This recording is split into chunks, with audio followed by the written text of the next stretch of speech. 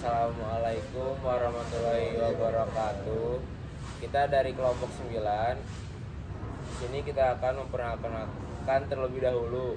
Perkenalkan, nama saya Abdul Aris Ramadan. Nama saya Amelia Putri Salamun. Nama saya Oktavia Twita Marianti. Nama saya Maud Basir Muhammad. Nama saya Nur Alim Mustafa.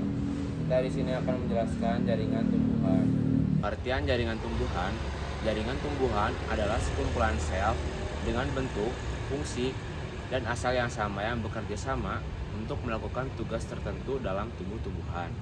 Jaringan meristem atau disebut jaringan muda, cirinya sel-selnya aktif membelah, berdinding tipis, memiliki vakuola, dan intinya itu besar. Fungsinya pertumbuhan panjang dan lebar tanamannya. Memiliki 3 jenis, yaitu meristem apikal. Di ujung batang akar menambah panjang. Yang kedua, meristem interkalar. Di ruas batang rumput menambah panjang ruas. Yang ketiga, meristem lateral. Kambium dan kolagen menambah lebar. Jaringan permanen itu dimulai dari jaringan sistem meristem yang berubah atau berdiferensiasi atau berubah bentuk menjadi sebuah jaringan permanen. Hal ini terjadi ketika jaringan tersebut mengalami berhenti dalam proses pembelahan yang terbentuk menjadi berbagai macam, termasuk jaringan pelindung atau epidermis, jaringan gabus, jaringan pengangkut, dan jaringan yang lainnya. Kemudian untuk jaringan pelindung atau epidermis adalah sebuah jaringan sel yang terletak pada jaringan terluar, hanya memiliki satu lapis sel dan berfungsi sebagai pelindung akar, daun, tubuh tumbuhan ataupun buah. Salah satunya yaitu sebagai penyimpan cadangan makanan, kemudian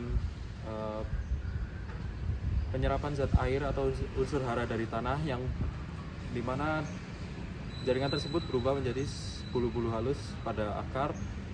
Kemudian sebagai fungsi pembatasan penguapan pada tumbuhan berupa proses transpirasi sel, di mana saat tumbuhan tersebut mengalami suhu udara yang tinggi, pada stomata akan tertutup rapat. Kemudian saat suhu udara rendah, dia akan terbuka lebar, yaitu sebagai pembatas penguapan atau transpirasi sel. Tumbuhan terdiri dari jaringan penyokong. Jaringan penyokong terdiri atas jaringan kolenkim dan sklerenkim. Jaringan kolenkim terdiri atas sel-sel yang hidup. Fungsinya memberi kekuatan lentur pada batang pohon yang masih muda. Ciri-ciri jaringan ini memiliki dinding sel yang menebal pada sudut-sudut sel. Yang kedua, jaringan sklerenkim. Jaringan ini terdiri dari sel-sel mati yang berfungsi sebagai memberi kekuatan kaku pada tanaman atau batang, yang membuat batang itu menjadi keras. Ciri-ciri jaringan ini memiliki dinding sel yang tebal dan keras.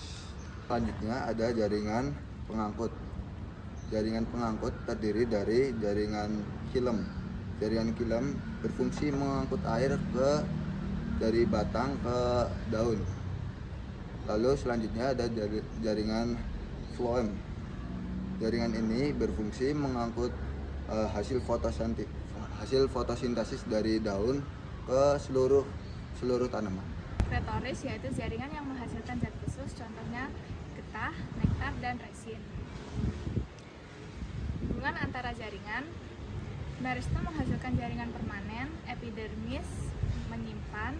Antara jaringan, meristem menghasilkan jaringan permanen, epidermis melindungi, parenkim menyimpan dan berfotosintesis, penyongkong menjaga bentuk, pengangkut mendistribusikan zat. Semua itu bekerja sama agar tumbuhan bisa tumbuh, melakukan fotosintesis, dan bisa bereproduksi. Nah, jadi kesimpulan dari jaringan tumbuhan terdiri dari meristem atau pertumbuhan, dan permanen, pelindung, penyokong, penyangkut, dan sekretoris. Masing-masing mempunyai fungsi yang berbeda, tetapi saling mendukung untuk kelangsungan hidup tumbuhan. Cukup sekian dari kelompok 9 atas penjelasan jaringan tumbuhan. Wassalamualaikum Waalaikumsalam warahmatullahi wabarakatuh.